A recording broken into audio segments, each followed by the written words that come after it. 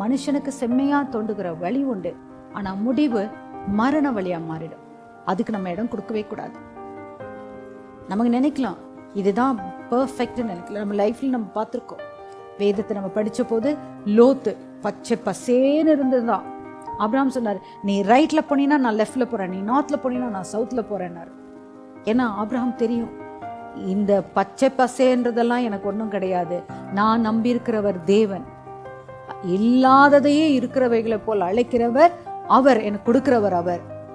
இந்த பச்சை பசேன்னு இருக்கிறனால நான் ஒன்றும் ஆசீர்வதிக்கப்பட போறல. ஆனால் லோத் என்ன பண்ணாரு, பச்சை பசேன்னு இருக்கிற இடத்துக்கு தான் போனார்.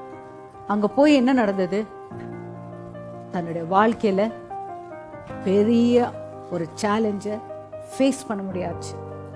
அது நம்மளுடைய வாழ்க்கையில காணப்படக்கூடாது.